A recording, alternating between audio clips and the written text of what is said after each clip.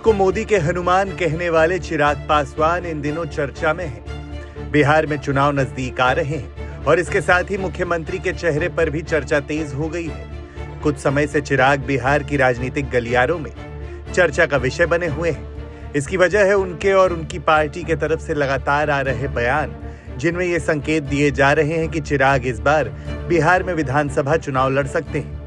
अगर ऐसा होता है तो चिराग बिहार एनडीए में नीतीश के उत्तराधिकारी के रूप में सामने आ सकते हैं। दरअसल कुछ समय से चिराग पासवान का टोन थोड़ा बदला है। पहले वो कह रहे थे कि विधानसभा चुनाव लड़ने का फैसला उनकी पार्टी करेगी, पर अब वो कह रहे हैं कि बिहार से चुनाव लड़ेंगे और कहां से लड़ेंगे ये फैसला जनता करेगी।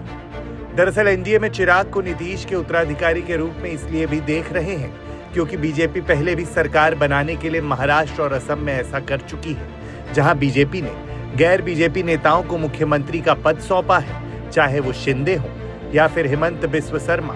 ऐसे में ये कयास लगाए जा रहे हैं कि महाराष्ट्र और असम की तरह बिहार में भी चिराग को कमान सौंपी जा सकती है, क्योंकि प्रधानमंत्री मोदी जिस तरह से बिहार में परिवारवाद के खिलाफ बोल रहे हैं, वैसे में नीतीश के बेटे निशांत का उत्तराधिकारी बनना मुश्किल है।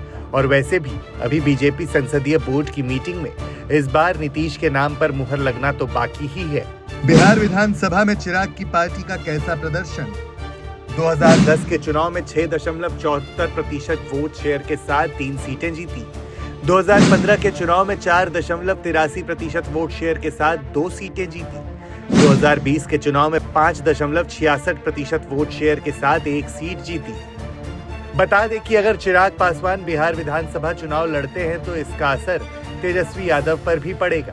तेजस्वी यादव के लिए ये चुनाव ऐसा मौका है जब नीतीश कुमार की उम्र और राजनीति दोनों ही ढलान पर है और बीजेपी की तरफ से भी कोई मजबूत दावेदार सामने नहीं आया है। इस वक्त तेजस्वी मुख्यमंत्री पद के सबसे पसंदीदा चेहरा बने हुए हैं। अगर ऐसा माहौल में चिराग पासवान को नीतीश का उत्तराधिकारी बना दिया जाता है तो तेजस्वी यादव को नए सिरे से शुरुआत करनी होगी, क्योंकि चिराग पासवान तेजस्वी दोनों हम उम्र भी हैं।